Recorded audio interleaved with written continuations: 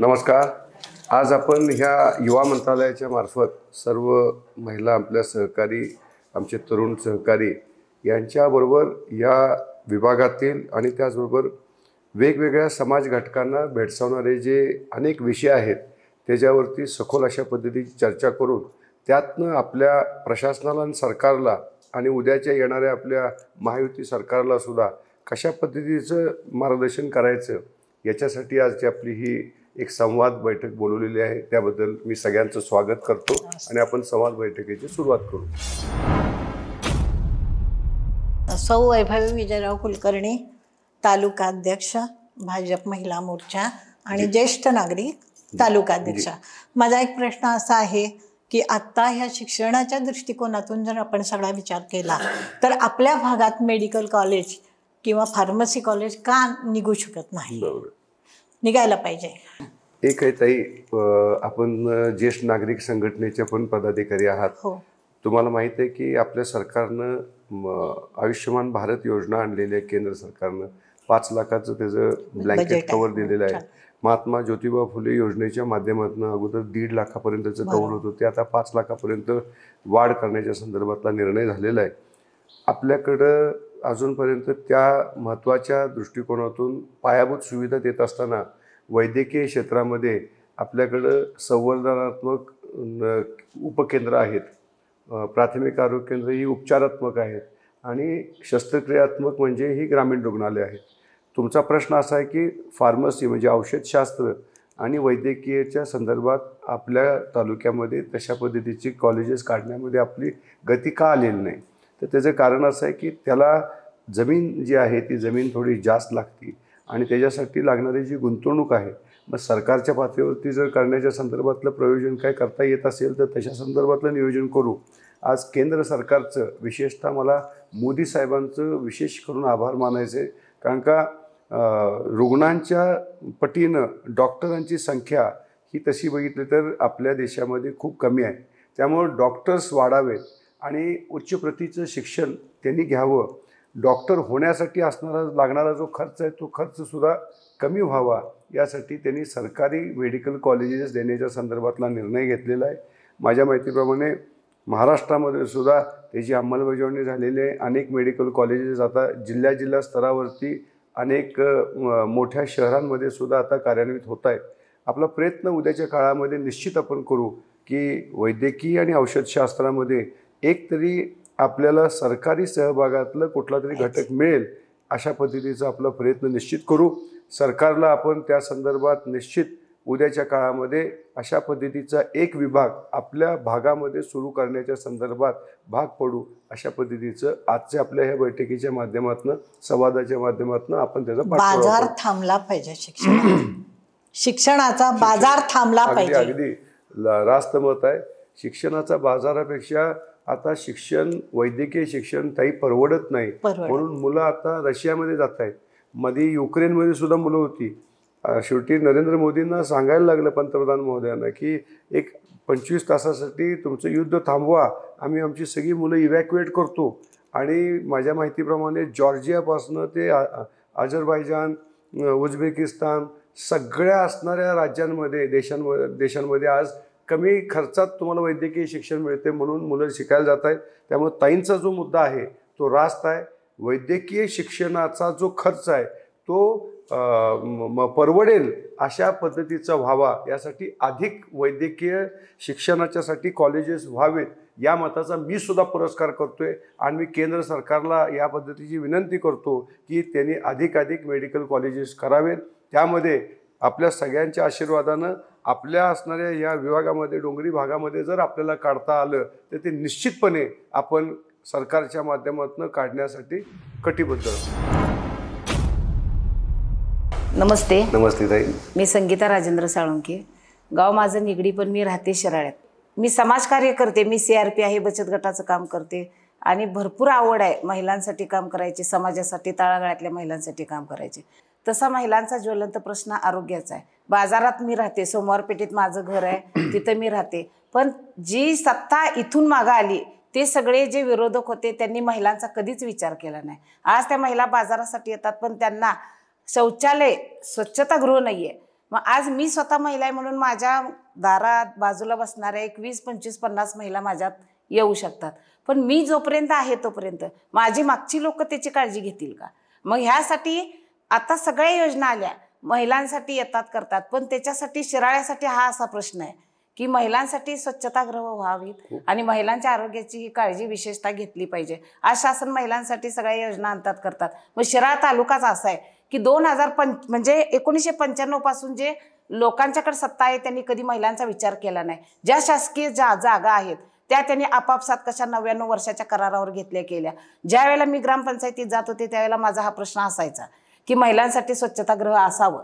तर त्यावेळेला त्यांनी मला प्रश्न केला की तुम्ही जागा दाखवा. पण अशी कुठेही जागा नाहीये की प्रत्येकानं काय केलंय, स्वतःची पोळी कशी भाजता येईल आणि स्वतःला जे भाडे तत्वावर किंवा काय स्वतःचं म्हणजे अखंड मागची पिढी पण चालली पाहिजे असं ह्या राजकारण्यांनी केलेलं आहे. मला एकच इच्छा आहे की भाऊ तुमच्याकडनं आपलं सत्ता यावी तिथं आणि तुमच्यासारखं खंबीर नेतृत्व असावं आणि तुमचं जर नेतृत्व असेल तर हा निश्चितच पुढं बदल होणार आहे. आता खूप महत्त्वाचा प्रश्न विचारले ताई. एक म्हणजे नागरीकरणाचा सगळ्यात मोठा घटक जो आहे तो म्हणजे शौचालयाच्या माध्यमातून तुमचे जे नियोजन आहे ते नियोजन आणि मलनिसारण ह्या दोन गोष्टी ज्या आहेत त्या नागरीकरणाचा प्रमुख अशा पद्धतीचा गाभा आहे. आज मी बघतोय प्रत्येक गावामध्ये कुठं ना कुठंतरी जे शौचालय आहेत ती शौचालय बांधलेली आहेत, बांधलेली नाहीत असं नाही, पण त्यात शौचालयाला जर तुम्ही जायचं म्हणलं तर एवढी दुर्गंधी आहे की त्या दुर्गंधीनं त्या असणाऱ्या तुमच्या एकंदरीत परिसरामध्ये सुद्धा थोडंसं दुर्गंधीयुक्त वातावरण असतं. पहिलं काय काम करायला पाहिजे, हे नगरपंचायतीनं काही स्पॉट्स असे तयार करायला पाहिजेत की जिथं बाजारहाट करण्यासाठी येणाऱ्या महिला, बाजारासाठी बाहेरच्या गावातनं येणाऱ्या ज्या महिला असतील, पुरुषसुद्धा असतील, त्यांना त्या असणाऱ्या सार्वजनिक शौचालयाच्या जागा फायनल कराव्यात, इयरमार्क कराव्यात. तुमच्या DP प्लॅनमध्येच ते यायला पाहिजे.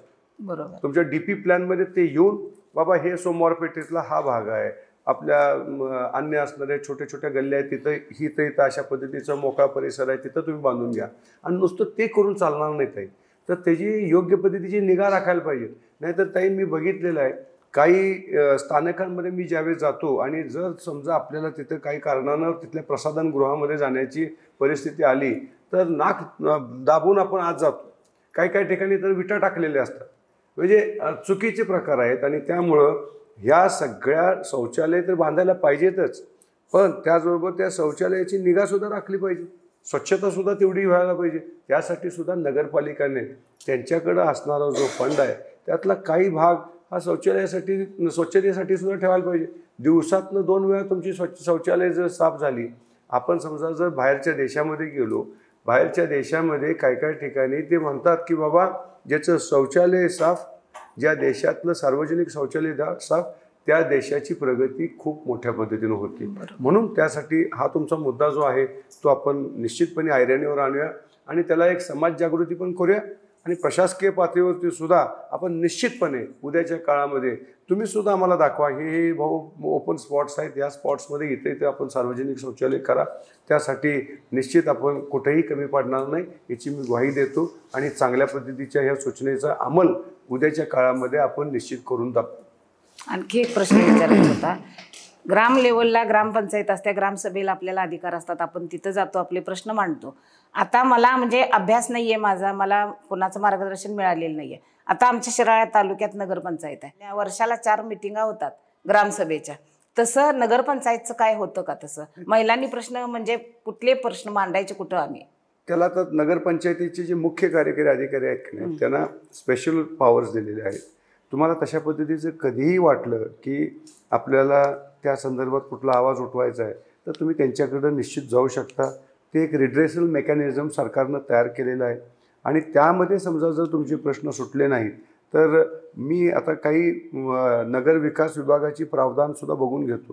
कारण का हा जो सर्वसाधारण सभा किंवा ग्रामसभा घेण्याचा जो कायदा झाला तो ग्रामपंचायतीशी निगडीत झाला. त्यामध्ये नगरपंचायत्या, नगरपरिषदा ह्या का अंतर्भूत झालेल्या नाहीत त्याच्या संदर्भात आपल्याला माहिती घ्यायला लागेल. पण निश्चित तुमचा जो विषय आहे तो म्हणजे तुम्ही त्या सभेत जाऊन गावाच्या विकासाचा मुद्दा मांडता, ते व्यासपीठ तुम्हाला मिळालं पाहिजे. ते जर व्यासपीठ आज आपल्याला मिळत नसेल तर आपण थेट मुख्य कार्यकारी अधिकाऱ्याशी सुद्धा जर भिडला आपण, संवाद साधला, तरी आपली बऱ्यापैकी विषय संपू शकते. भाऊ नमस्कार. नमस्ते. मी सौ आडिता विजय दस. खरं तर जलतरणपट्टू, आणि मला एक अपेक्षा तुमच्याकडून आहे की तालुक्याला एक जलतरण व्हावं, की ज्याच्यामुळं एक महिलांना म्हणजे मुलींना, विद्यार्थिनींना आणि विद्यार्थ्याला एक चांगली संधी मिळेल. कारण आपण बघतोय स्पर्धेला जलतरणमधनं कोण विद्यार्थी जातच नाही आहे इथनं, बाकीच्या स्पर्धांसाठी जातात. तर ह्याच्यासाठी इव्हेंटसाठी कोण जात नाही, कारण ती आपल्याकडे अवेलेबलच नाही. ते जर जलतरण झालं, चांगले कोच मिळाले, तर चांगले विद्यार्थी आपल्याकडे चमकू शकतील. काय ताई, बेसिक आपल्या इन्फ्रास्ट्रक्चरमध्ये आपण नोकरीला प्राधान्य देतो, शेतीला प्राधान्य देतो, बाकीच्या असणाऱ्या सर्व सामाजिक घटकांच्या विकासाला प्राधान्य देतो. पण शारीरिक समृद्धीसाठी किंवा शरीर सौष्ठवासाठी सगळ्यात महत्त्वाचे जे काही प्रकार आहेत तुमचं सुदृढ शरीर राहण्यासाठी, त्यामध्ये तुमच्याकडं एक जलतरण तलाव तर पाहिजेच. दुसरं सगळ्यात महत्त्वाचं म्हणजे तुमच्याकडे एक मोठा वॉकिंग ट्रॅक पाहिजे. तो नुसता वॉकिंग ट्रॅक एक तर तुम्ही मातीचा करा किंवा सिंथेटिक करा. त्यानंतर तिसरं, तुमच्याकडं मुलामुलींना समजा जर क्रीडा नैपुण्य निर्माण करायचं असेल, मगाशी एक प्रश्न मला काही माझ्या सहकार्याने विचारला होता की मुलींनासुद्धा आज मुलींच्यावरती वेगवेगळ्या पातळीवरती गुड टच, बॅड टचच्या मार्फतसुद्धा आता आपण त्यांना अवेअरनेस देतो आहे. पण त्यांनासुद्धा उद्या कुठला समजा जर त्यांच्यावर चुकीचा प्रकार होत असेल तर सेल्फ प्रोटेक्शनसाठी त्यांना कराटे आणि जुडोसुद्धा यायला पाहिजे. त्यामुळं हे सगळे विषय जे आहेत हे एक तालुका प्लेस म्हणून, शिराळा तालुक्यातलं गाव, महत्त्वाचं गाव म्हणून आपल्याला इथे एक स्पोर्ट हबच करायला लागणार आहे. आणि स्पोर्ट हब नुसता करायचं नाही आहे. असं आहे की आपण स्पोर्ट हब केला आणि जर इन्फ्रास्ट्रक्चर दिलं आणि ॲम्युनिटीज दिल्यानंतर तिथं प्रशिक्षक ठेवले नाहीत तर उपयोग काय? तुमच्याकडं कुस्तीचं केंद्र केलं तर एक चांगला NSA कोच तुमच्याकडे पाहिजे. जलतरण तलाव केला तर त्यामध्ये क्लोरीनची मात्रा व्यवस्थित जाते आहे का? नाहीतर समजा जर पाणी गढूळ झालं तर पोहताना तुम्हाला त्रास होऊ शकतो. म्हणजे मग नदीला पोहलेलं काय वेळेस चांगलं म्हणतील जे पोहणारे जलतरणपटू आहे, त्यामुळं त्याच्या संदर्भातला असणारा बॅलन्स ठेवणं गरजेचं आहे. तिसरं, तुमच्याकडं वेगवेगळं बॅडमिंटनचं हॉल तुमच्याकडे पाहिजे. तुमच्याकडे क्रिकेटची एक इंडोर अकॅडमी पाहिजे. तुमच्याकडं रनिंगचा ट्रॅक पाहिजे. आज बघा तुम्ही आपल्या शिराळा तालुक्यातली मुलं मुली किंवा वाळवा तालुक्यातली मुलं मुली तुमच्या जखरायवाडीच्या पठारावरती फिरत असतात. इथं वाडी बागायच्या डोंगरावरती पळत येतात. का येतात? तर तुमच्याकडे 1600 मीटरच्या ट्रॅकची व्यवस्था नाही. आज आपल्याला त्या सगळ्या पायाभूत सुविधा द्यायच्या आहेत. आणि जलतरणाला का महत्त्व द्या, तर तुमच्या शरीराचा सगळ्यात चांगल्या पद्धतीचा व्यायाम हा जलतरण तलावाच्या माध्यमातून आपण करू शकतो. आणि आपण जर समजा शक्य आज वाटत नसेल, पण अशक्यसुद्धा शक्य आपण करू शकतो जर सगळ्यांच्यात सार्वजनिक तशा पद्धतीची इच्छाशक्ती असेल. आणि उद्याच्या काळामध्ये त्याच्यासाठी सुद्धा फॉलोअप आपण घ्यायचा आहे. मला असं वाटतं की जर आपण प्लॅन केला, एक चांगल्या पद्धतीची जागा बघून ठेवली, तर हे सगळे क्रीडा प्रकार एका छत्रीखाली आणूया. आणि आणून नुसते बांधायचं नाही, तर ते कार्यान्वित राहायला पाहिजेत आणि त्याला सातत्यानं गुणवत्ता त्याची वाढत जायला पाहिजे. कारण का तुम्ही बघा, आता हरियाणा राज्य आहे, छोटं राज्य आहे, पण तिथली मुलं मुली आज आंतरराष्ट्रीय कीर्ती मिळवायला लागलेल्या आहेत. बॉक्सिंगमध्ये विजेंदर सिंग आहे, तुमची साक्षी मलिक आहे, किंवा योगेश्वर दत्त आहे, बजरंग पुनिया आहे. ही सगळी पोरं आपल्या ह्या विभागातले. आपल्याकडं कोण होतं? नरसिंग यादव होता किंवा राहुल आवारे, अशी मुलं आपल्याकडे चमकली. तर हे सगळं करण्यासाठी इन्फ्रास्ट्रक्चर गरजेचं आहे. आणि ते निश्चित उद्याच्या काळामध्ये आपण सगळ्यांनी मिळून एक इच्छाशक्तीनं आपण मिळवून घेऊ.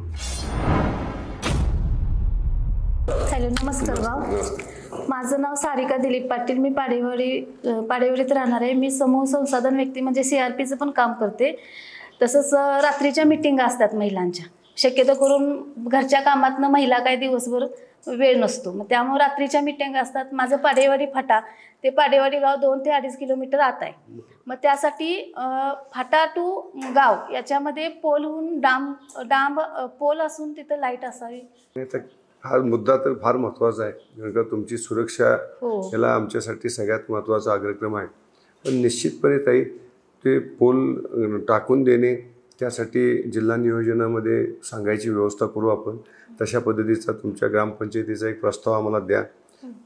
फक्त एक आहे, अगोदर सरकारच्या मार्फत लाईटचं बिल जे आहे सार्वजनिक विद्युतीकरणाचं ते दिलं जात होतं. आता त्या संबंधित संस्थांकडनं घ्या असा एक नवीन नियम काढल्यामुळं काही संस्था त्या संदर्भातला प्रस्ताव देत नाही. तर तो प्रस्ताव आपण द्या, मग त्या बिलाच्या संदर्भात काय मधला मार्ग काढता येतोय का तो आपण बघू आणि निश्चित तुम्हाला त्या असणाऱ्या दुविधेतनं आपण मार्ग काढू. नमस्कार भाऊ. नमस्कार. मी सौ स्वाती सुरेश लबडे. मी लादेवाडी गावासाठी CRP म्हणून काम करते. तर म्हणजे माझा गावासाठी मुद्दा नाही आहे. माझा कसं आहे, जे आम्ही उमेद अभियानामध्ये जे काम करतो ते काम म्हणजे आम्ही CRP म्हणून ॲज अ म्हणजे पूर्ण महिला गावातल्या ज्या आहेत त्यांच्या अडचणी आहेत त्या किंवा त्यांची सगळी माहिती आमची गावाचा डाटा वगैरे सगळा तो आमच्याकडे असतो. त्यासाठी आम्हाला म्हणजे मानधन म्हणून जे पुरेसं मिळत नाही, त्या ते शासनानं 3,000-6,000 केलेलं आहे. ते आम्हाला वेळेत मिळावं आणि ते जे आहे ते ग्रेडेशनवर जे राहतं ते ग्रेडेशनवर न राहता डायरेक्ट आम्हाला प्रभाग संघावर येतं, प्रभाग संघावरनं ग्रामसंघावर येतं, ग्रामसंघावरनं मग आमच्या खात्यावर येतं. ते न होता आम्हाला डायरेक्ट खात्यावर यावं एवढीच आमची अपेक्षा आहे. म्हणजे आम्हाला ते जे मिळतं ते पुरेपूर मिळेल एवढीच अपेक्षा आहे. नाही, 2 बाबी आहेत. तुमचा उमेदचा जो कार्यकाल आहे तो 26ला संपतोय, तो एक वाढवणं गरजेचं आहे आपल्याला. दुसरं, मी स्वतः सरकारच्याकडं म्हणजे गिरीश भाऊ महाजन आपले ग्रामीण विकास मंत्री आहेत, एकनाथ शिंदे साहेबांच्याकडं सुद्धा आपले ह्या सगळ्या तुमच्या ज्या CRPs आहेत त्या CRPsनी सुद्धा एक शिष्टमंडळ तुमचं गेलं होतं आणि त्या शिष्टमंडळाच्या मार्फत सुद्धा आपण मागणी केलेली आहे की आम्हाला उमेदचा जो कार्यकाल आहे तो वाढवून द्या. दुसरं, तुम्हाला एक स्वतंत्र संवर्ग करून घेणं गरजेचं आहे. कारण का आज काय झालं आहे, आज तुम्हाला ठीक आहे 6,000 मानधन मिळतं, ग्रेडेशननं ते झिरपत जिल्हा संघाकडनं तालुका संघाकडनं ग्रामसंघ, मग तुमच्या आकपंढरती येतं, थेट यायला पाहिजे, ते वाढवायला पण पाहिजे. पण त्याचबरोबर तुमचा जर संवर्ग झाला तर तुमच्या असणाऱ्या अस्तित्वाला स्थायित्व येईल, हे लक्षात घ्या. आज तुमचं सगळं जे आहे ते अधांतरी आहे आणि अधांतरी असताना सुद्धा तुम्ही एवढं उल्लेखनीय काम करताय, हे खरं तसं बघितलं तर तुम्हा सर्व असणाऱ्या सहकारी भगिनींचं विशेष करून मला कौतुक करावं असं वाटतं. म्हणून आपला एक 1 पॉईंट अजेंडा असणार आहे उद्याच्या काळामध्ये. शेवटी असं आहे की बचत गटांची चळवळ जर सक्षम झाली तर ग्रामीण भागामधला आणि शहरी भागामधला सुद्धा व्यवसाय हा बऱ्यापैकी स्त्री केंद्रित होईल आणि त्या माध्यमातून प्रचंड मोठ्या पद्धतीचं अर्थार्जन आपण करू शकाल. आणि म्हणून हा तुमचा जो विषय आहे तो मार्गी आपण लावण्यासाठी कुठेही कमी पडायचं नाही, ही आपली सगळ्यांची सार्वजनिक जबाबदारी असेल आणि त्यामध्ये आपण आपल्या पातळीवरती प्रयत्न करतायच. मी माझ्या पातळीवरती तुमच्या ह्या असणाऱ्या महत्त्वपूर्ण मागणीच्या रेट्यासाठी कुठेही कमी पडणार नाही, याची मी तुम्हाला ग्वाही देतो. नमस्कार, मी सारिका नानासाहेब पाटील, कंदूर ग्रामपंचायत सदस्य आणि संजय गांधी निराधार तालुका सदस्य. मला एक प्रश्न प्रामुख्यानं भेडसावत आहे की जे ग्रामीण भागामध्ये पुरवठा विभागाद्वारे अन्नधान्य रास्त धान्य दुकान आहे, त्याच्यामध्ये जे खरंच गरजू आहेत ग्रामीण भागातले त्यांना धान्य मिळत नाही. रादर असं होतंय की मुलंच रेशन कार्ड वापरतात, त्यांना धान्य देते आणि जे आई वडील विभक्त राहतात त्यांना ते धान्याचा उपयोग होत नाही किंवा ते मिळत नाही आहे. आणि मयत लोकांचं धान्य हे वरून येते पण ते त्या कुटुंबाला मिळत नाही. मग हे जे आहे ज्यांना आता खरंच गरज आहे तर ते धान्य पुरवठाशी एकदा संपर्क साधून किंवा त्यांना इन्स्ट्रक्ट करून खाली धान्य व्यवस्थित यावं एवढीच आमची अपेक्षा. नाही तर सरकारनं काय अगोदर असं होतं की सरकार धान्य द्यायचं, गोदामात टाकायचं, गोदामात यायचं, गोदामातनं तो संबंधित स्वस्त धान्य दुकानदार त्यांच्या दुकानात घेऊन जायचा. काही तुमच्याकडे ऑथेंटिकेटेड डिजिटलाइज पुरावे नव्हते, कोण घेते आणि कोण नाही, बरोबर आहे. आता त्यामध्ये थोडी पारदर्शकता आली, पॉस मशीन आलं. पॉस मशीन आल्यामुळं तुमचे फिंगरप्रिंट व्हेरिफिकेशनची प्रोसेस सुरू झाली. त्यामुळं की धान्य किती लोकांना जाते आणि धान्य खरंच मुखात जाते का ह्याच्या संदर्भातलं खऱ्या अर्थानं व्हेरिफिकेशन सुरू झालं. त्यामुळं काही जी अतिरिक्त कार्ड आहेत ती कमी झाली, सरकारच्याकडनं येणारं जे धान्य आहे ते कमी झालं त्या असणाऱ्या अतिरिक्त कार्डांचं. आता तुमचा जो मूळ प्रश्न आहे तो मूळ प्रश्न महत्त्वाचा आहे, तो म्हणजे जे मृत आहेत त्या मृतांच्या कुटुंबियांना पण जायला पाहिजे. आता त्यासाठी काय करायला पाहिजे ताई, ग्रामसभेच्या मार्फत तुम्ही तहसीलदारांना किंवा पुरवठा विभागाला जर आपण कळवलं तर त्या बाबतीतलं सगळ्यात गतीनं आपण नियोजन करू शकतो. आणि दुसरं, अशा पद्धतीचे काही दाखले असतील की आई वडील यांच्या नावानं कार्ड आहे त्यामध्ये बाकीचे पण नोंदी आहेत, पण ते कार्डधारकाच्या मुख्य कार्डधारकाला न मिळता दुसऱ्यांना मिळते अशा काही नोंदी वाटल्या तर त्यासुद्धा आपण तिथं तहसीलदारांच्याकडे बसूनच आपल्याला त्याच्या संदर्भातला न्यायनिवाडा करायला लागेल. अशा काही गोष्टी होऊ नयेत यासाठी आपला प्रयत्न आहे. आणि सगळ्यात महत्त्वाचं म्हणजे तुम्हाला सुद्धा माहीत असेल, आपण संजय गांधी निराधार योजनेच्या सदस्य आहात. सरकारनं आता इष्टांक वाढवला आहे, हे लक्षात घ्या. म्हणजे आता माझ्या माहितीप्रमाणे जिथं जिथं लाभार्थी आपल्याला ज्यांचे कार्ड आहेत पण त्यांना धान्य मिळत नव्हतं, त्यांनी फक्त त्यांची जी माहिती आहे ती माहिती तहसीलदारांच्याकडे द्यावी. पुरवठा विभागाकडनं त्याची पडताळणी होईल आणि पडताळणी झाल्यानंतर त्यांच्यासाठी सुद्धा धान्याचा कोटा राखीव जो आहे तो मिळू शकेल, अशी आता व्यवस्था झालेली आहे. त्यामुळं सजगपणे आपण ह्याचा सुद्धा पाठपुरावा करू सगळीसाठी. धन्यवाद. भाऊ नमस्ते, मी चंद्रकांत शिंदे बिळाशी समाजसेवक आहे. माझा एक प्रश्न असा आहे की आम्ही ज्यावेळी पेशंट म्हणजे ॲम्ब्युलन्स रुग्णवाहिकेमधून नेतो किंवा आपण कोल्हापूर शिवनेरला जातो किंवा सांगली शिवल नेतो, असं म्हणजे एखादी गोष्ट तर शिराळा ग्रामीण रुग्णालय, उपजिल्हा रुग्णालय असेल, ग्रामीण रुग्णालय असेल, एक मिनी व्हेंटिलेटर असेल किंवा छोटासा आयशो म्हणजे गोल्डन आवर आपण म्हणतो, खरं त्यासाठी जर आपण कोल्हापूरला जाय आपल्याला 1.5 तास लागतो. त्यासाठी इथंच 1 तास तर ते पेशंट स्टेबल झाला किंवा काय झालं तर ते पुढं आपण त्याला नेऊ शकतो किंवा त्या पेशंटचा जीव वाचाय त्याला मदत होऊ शकते आपल्याकडून. अशी काय आपल्याकडून शासनाकडून मदत होऊ शकते का, किंवा एक छोटा इश्यू तयार होऊ शकतो का उपजिल्हा रुग्णालयाच्या? म्हणजे तुमचा प्रश्न जो आहे तो प्रश्न खरंच महत्त्वाचा आहे. कारण का अनेक पेशंट असतात की ॲक्सिडेंटचा ट्रॉमा झाल्यानंतर 1 तासच त्यांच्याकडं स्पॅन असतो. त्या स्पॅनमध्ये जर तुमच्याकडं हॉस्पिटलाइज जर होऊ शकत नसतील आणि तुमच्याकडे ॲम्ब्युलन्स असेल, त्या ॲम्ब्युलन्समध्ये पोर्टेबल व्हेंटिलेटरची जरी व्यवस्था असेल तर बऱ्यापैकी तो पेशंट वाचण्याची शक्यता आहे ती वाढू शकते. तर तो जो मुद्दा आहे तो वरिष्ठ स्तरावरती सुद्धा चर्चेत आहे. आता ब्लड ऑन कॉल हा निर्णय आपला झाला किंवा आता माझ्या माहितीप्रमाणे रक्ताचे नमुने देण्याच्या संदर्भात सुद्धा आता आपण महालॅब आपल्या झालेले आहेत. तशाच पद्धतीनं तुमचं 108चं सुद्धा नेटवर्क खूप चांगलं आहे. पण त्या 108च्या नेटवर्कमध्ये आपल्याकडे आता ऑक्सिजन सिलेंडर्स आहेत किंवा आपण HFNO वगैरेच्या संदर्भात हाय प्रेशर नेझल कॅन्युलाच्या मार्फत आपण देता.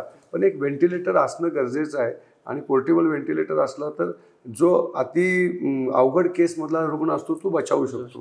ती स्तुत्य अशा पद्धतीची तुमची सूचना आहे आणि निश्चित आपण त्याच्यावरती काम करू. मला पहिल्यांदा ह्या 108 ॲम्ब्युलन्सच्या सर्व चालकांचं इथं अभिनंदन का करावं असं वाटतं, तर कोविडच्या काळामध्ये या सगळ्या चालकांनी अतिशय दुर्धर अशा कोविडग्रस्त पेशंटना स्वतःच्या प्राणांची पर्वा न करता आणि नंतरसुद्धा ॲक्सिडेंटचा पेशंटाला फोन गेला लगेच जातात, तिथनं घेतात आणि त्यांना वाचवण्याचा प्रयत्न करतात. एकदा तर हे आता जे आमचे सहकारी आहेत शिंदे, त्यांनी भर पावसात म्हणजे पाणी मला वाटतं तुडुंब भरलं होतं कोल्हापूरमध्ये, 6 फूट पाण्यातनं ॲम्ब्युलन्स नेली होती आणि त्यातनं एका रुग्णाचा जीव वाचवला होता. ही एवढी डेडिकेटेड वर्कफोर्स आपल्या देशामध्ये आहे, ही खरं म्हणजे आमच्या सगळ्यांचं भाग्य. मला अजूनही आठवते तुमचा प्रसंग. भाऊ नमस्ते, मी दिव्यांग सेल तालुका अध्यक्ष भाजपा. मी दिव्यांगांसाठी काम करतोय.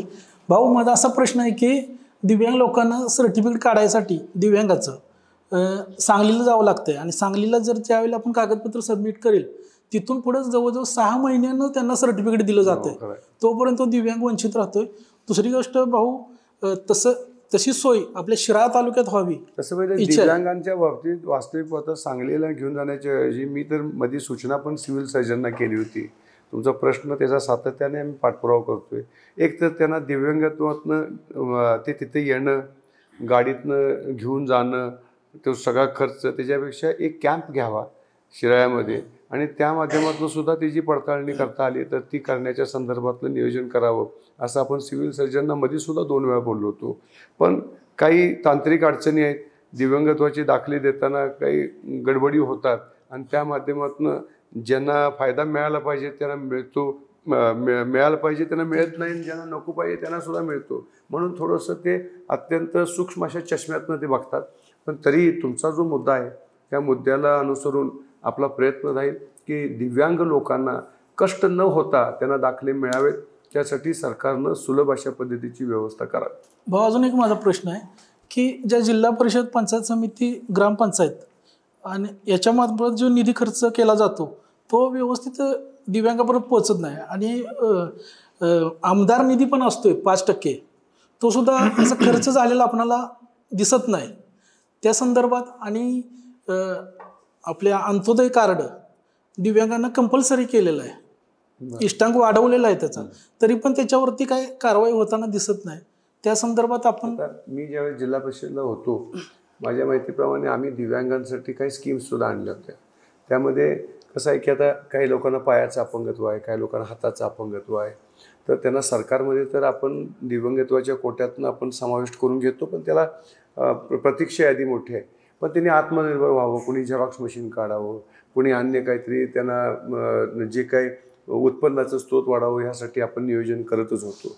आता तुम्ही जो मुद्दा मांडलेला आहे त्या पद्धतीनं सरकारचे वेगवेगळे उपांग आहेत. त्यामध्ये आमदार फंड असेल किंवा जिल्हा परिषदेचा निधी असेल, ग्रामपंचायतीचा कोष निधी असेल, या ह्याच्यातनं ज्यातनं दिव्यांग लोकांना जे त्यांचे आरक्षित अशा पद्धतीचे लाभ आहेत ते देण्याच्या संदर्भात आपण सरकारला निश्चितपणे भाग पाडू. आणि दुसरं, दिव्यांगांना घरकुल देण्याच्या संदर्भातलं सुद्धा फार महत्त्वाचा निर्णय हा आपल्या काळामध्ये आम्ही घेतला होता आणि त्याचे फायदेसुद्धा अनेक आमचे असणारे सहकारी घेत आहेत.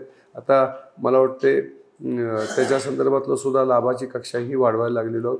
तुम्ही तिसरा जो मुद्दा व्यक्त केलेला आहे तो मला कुठला आणखी शेवटचा शिधापत्रिकेच्या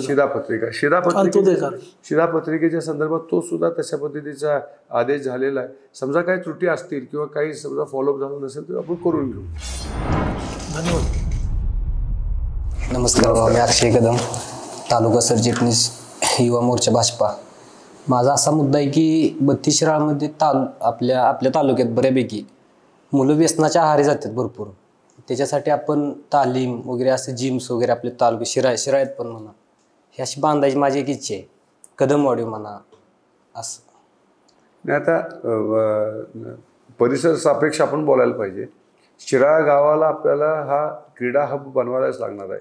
कारण का तुम्ही म्हणताय तसं शेवटी हे तालुक्याची जागा आहे आणि इथं समजा जर अशा पद्धतीची कुठं आपल्याला एक चांगल्या पद्धतीची जर जागा मिळाली तर निश्चितपणे कुस्तीचा आखाडा, रनिंग ट्रॅक, त्यानंतर जलतरण तलाव हे करण्याच्या संदर्भातला आम्हा सर्व मंडळींचा मानस आहे.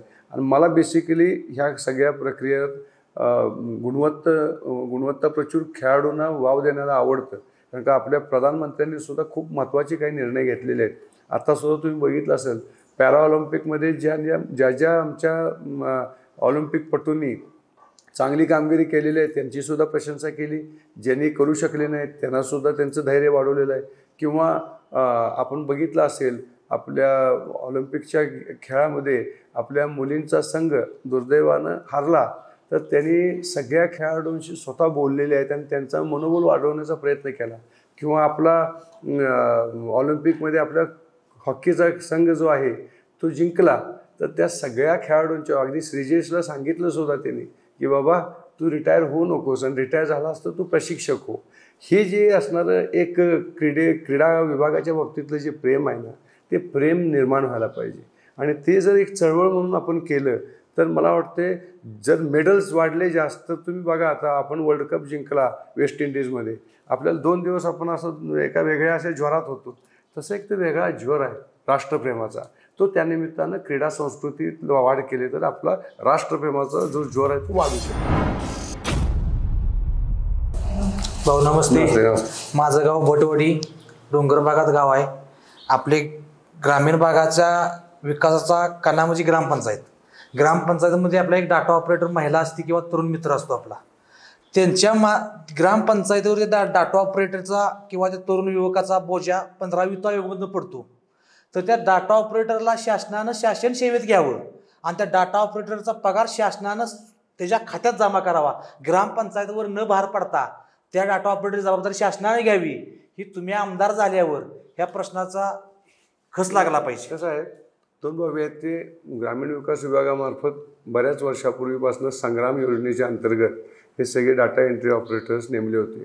त्याच्या पाठीमागची भूमिका अशी होती की बाबा सूत्रबद्ध पद्धतीनं सगळ्या असणाऱ्या तुमच्या डाटाचं संकलन व्हावं, त्याची कॉपीज निघाव्यात आणि ह्या पुढच्या काळात ऑनलाईन पद्धतीनं, उद्या समजा जर तुमच्या गावात डाटा एंट्री ऑपरेटर असेल, आणखी शिराळ्यामध्ये मेन तुमचा तालुका पंचायतीचं ऑफिस असेल, ऑनलाईनसुद्धा तुम्ही तुमचे असणारे माहित्या ज्या आहेत त्याचं प्रसारण करू शकाल.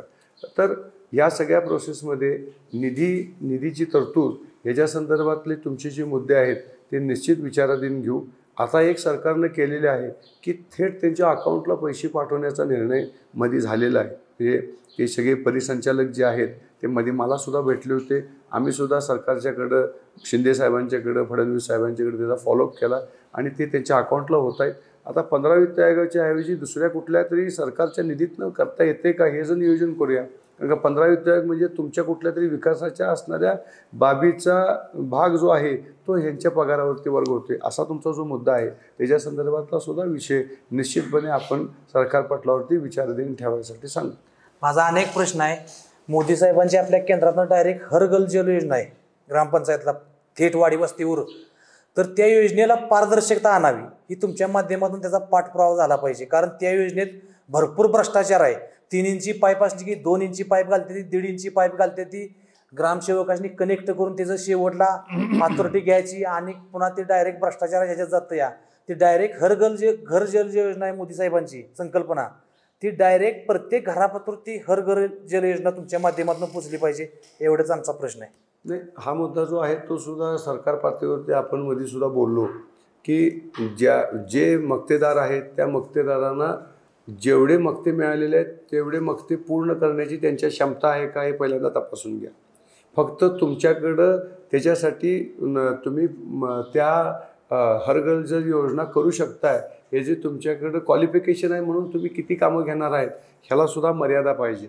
आणि ती कामं क्वालिटीची करून घेण्यासाठी आपण सरकारचे असणारे जे अभियंते आहेत, मग कार्यकारी अभियंते आहेत, उपअभियंते आहेत, त्यांना निश्चितपणे योग्य पद्धतीचे निर्देश द्यायला लावू. सरकारची ही अत्यंत महत्त्वाकांक्षी योजना आहे. मोदी साहेबांचं आणि सरकारचं म्हणणं काय की आपल्या असणाऱ्या प्रत्येक कुटुंबाच्या घराशेजारी नळ असावा की ज्यामुळं त्याला पाण्यासाठी पायपीट करायला लागू नये. मग समजा जर एवढी महत्त्वाकांक्षी योजना असेल आणि त्याचा जर समजा काही असणाऱ्या म्हणजे ज्यांचे वेगवेगळ्या पातळीवरती इंटरेस्ट त्यामध्ये गुंतलेले आहेत अशा लोकांच्या चुकीच्या धोरणामुळं जर समजा ह्या योजना जर अडचणीत येत असतील तर निश्चित आपण त्या सर्व बाबींच्या वरती लक्ष घालून त्यातनं मार्ग काढून देण्याची व्यवस्था करू. नमस्कार भाऊ, माझं नाव संदीप कदम, राहणार करंजवडी. जी, माझा प्रश्न असा आहे की आज खुल्या प्रवर्गासाठी ज्या योजना आहेत, पंचायत समिती असू दे, जिल्हा परिषद असू दे, त्या योजनांची योग्य प्रकारे अंमलबजावणी होत नाही. कागदपत्रांची अवास्तव मागणी होत्या. दुसरी गोष्ट, खुल्या प्रवर्गासाठी अनुदान खूपच कमी आहे आत्ता. आणि दुसरं की अण्णासाहेब पाटील कर्ज योजना जी महाराष्ट्र शासनाने जाहीर केली, फेडरल बँक असू दे, बँक ऑफ इंडिया असू दे, विनातारण कर्ज देते. जिल्हा परिषद असू दे किंवा इतर सहकारी बँका असू दे, जिल्हा मध्यवर्ती असू दे, इतर बँका असू देत की ते तारण जामीनदार मागतील. या संदर्भात कसं आहे? त्यामध्ये काय आहे की एक तर अण्णासाहेब पाटील आर्थिक मागास विकास महामंडळाची जी योजना आहे ती खरं चांगली आहे. का चांगली आहे? पहिल्यांदा तुम्ही व्याज भरायचं आणि मग व्याज परतावा येतो. म्हणजे असं काय नाही की फक्त कर्ज काढायचं आणि कर्ज काढल्यानंतर अनुदान आल्यानंतर ते अनुदान वर्ग झाल्यानंतर त्या माणसानं ते कर्ज परत भरलं का नाही भरलं ह्याच्या संदर्भातली पडताळणीसुद्धा या व्यवस्थेतनं होत नाही. आणि खूप पारदर्शक अशा पद्धतीची व्यवस्था ती सध्या सुरू आहे. तर तुम्ही जो मुद्दा मांडलेला आहे तो जिल्हा मध्यवर्ती बँकेच्या पटलावरती सुद्धा सातत्याने मी मांडलेला आहे की बाबा या तक्रार अधिकाऱ्यांशी केली, चेअरमन सकट पण बोललो, पण तिने काही लक्षच घातलं. काय झालंय संदीपजी, मी ते बोलल्यानंतर त्यांचं म्हणणं आहे की आपली जिल्हा मध्यवर्ती बँक ही ॲग्रिकल्चर बँक आहे. म्हणजे सोसायटीतनं कर्ज पुरवठा करण्यासाठी ही बँक ही क्रमबद्ध आहे. आता या सगळ्या ह्याच्यात आम्ही तरी सांगितलेलं आहे की आपले बेरोजगार तरुण आहेत, त्यांना समजा या निमित्तानं आपल्याला जर कर्ज देता येत असेल आणि ते जर पायावर उभा होत असतील, रोजगाराच्या संदर्भातली संधीची वाट न बघता जर ते स्वयंभूत असतील तर आपण त्यांना देऊया ना. तर त्यांचं धोरण असं आहे की जामीनदार आणि मॉर्गेज असल्याशिवाय द्यायचं नाही. पण काही बँका आहेत तुम्ही म्हणलात त्या पद्धतीनं की त्या नॅशनलाइज बँकांचं कसं आहे ते सरकारी आधिपत्याखाली असल्यामुळं समजा जर तुमचा कर्जदार हा काही कारणानं अडचणीत आला तर ते कोणत्या ना कोणत्या मार्गानं त्याचं समायोजन करू शकतात. आता यातनं आपल्याला उद्याच्या काळामध्ये आपण परत एकदा प्रयत्न करू आणि जिल्हा मध्यवर्ती बँक आणि इतर सहकारी बँकांना सुद्धा नॅशनलाइज बँकेच्या प्रमाणे काय करता येते का याच्या संदर्भातलं निश्चित नियोजन लावायसाठी प्रयत्न करू. नमस्ते भाऊ, मी सागर तुंबार, शिराळ्यात छत्रपती शिवाजी महाराजांचा प्रेमी. तर मी आज 12 वर्ष झालं छत्रपती शिवाजी महाराजांची पूजा करतो नित्यनेमातून. आपल्या महाराष्ट्रात भरपूर छत्रपती शिवाजी महाराजांचे पुतळे आहेत, स्मारक आहेत, संभाजी महाराजांचे आहेत, पण त्यांची फक्त शिवजयंती आणि इतर सण एवढ्याच दिवशी पूजा होती ग्रामपंचायतीवरून, नगरपंचायतीवरून. त्या बाबतीत माझं असं म्हणणं आहे की ग्रामपंचायत, नगरपंचायतीने आपलं महाराष्ट्र शासनानं प्रति एक शिवप्रेमीने तर पुजारी म्हणून नेमावं तिथं. यासाठी आपली चर्चा झाली पाहिजे. तुम्ही 2-3 वेळा आपण या संदर्भात बोललो सुद्धा आहे. आपल्या महाराष्ट्राचे मुख्यमंत्री, उपमुख्यमंत्री यांच्याबरोबर सुद्धा आमचं बोलणं झालेलं आहे की हे जे अशा पद्धतीचे आपल्या सगळ्यांचं भूषण आणि सगळ्यांचं गौरवाचं स्थान अशा पद्धतीचे आपले छत्रपती शिवाजी महाराज, छत्रपती संभाजी महाराज यांची विधिवत अशा पद्धतीची त्यांच्या पुतळ्याची देखभाल, निगा राखणं, पूजा करणं, यासाठी अशा पद्धतीचा कोष तयार करता येतोय का? काही आपल्याला अशा पद्धतीची मंडळी नेमता येतात का की ज्या माध्यमातून या पुतळ्यांची सुद्धा निगा राखली जाईल, यांची सुद्धा सेवा केली जाईल, पूजा केली जाईल. हा खूप चांगला मुद्दा आपण मांडलेला आहे, कारण का अनेक शिवप्रेमींच्या भावना या असणाऱ्या मुद्द्याशी निगडीत आहेत. त्यामुळे निश्चित ह्या मुद्द्याचा आपण सगळेजण पाठपुरावा करूया. शेवटी आपण म्हणतो छत्रपतींचा महाराष्ट्र, छत्रपतींचा देश. तर छत्रपतींचे जिथे जिथे आपले पुतळे असतील किंवा अशा ठिकाणी आपण त्या संदर्भातलं नियोजन करायसाठी निश्चित आपण काही ना काहीतरी चांगला पर्याय काढण्याची व्यवस्था करू. आणि भाऊ, माझा असा मुद्दा आहे, जिथे जिथे आपल्या आता म्हणजे ग्रामपंचायत आलेली आहेत तिथे जर आपण शासनाच्या व्यतिरिक्त जर आपण पर्सनल जरी ठेवलं जा तरी त्याबद्दल आपलं स्वागत आहे. खूप चांगला मुद्दा आहे तो सुद्धा तुमचा, की ग्रामपंचायतीनं सुद्धा ठरवायला पाहिजे ना की आपला जो ग्राम निधी आहे, आपला जो पाणी पुरवठा निधी आहे, आपली जी घरपट्टी आहे, त्यातनं काही रक्कम आपण जर पुतळा बांधला असेल आणि पुतळ्याच्या माध्यमातून आपल्याला जर नित्य नियमानं त्याची सेवा करता येत असेल तर का करू नये? त्या संदर्भातला आपण विचार हा ज्या ज्या ठिकाणी अशा पद्धतीचे पुतळे स्थापित झालेले आहेत त्या ग्रामपंचायतींना करण्याच्या संदर्भात निश्चितपणे आपण आमच्या पातळीवरती सूचना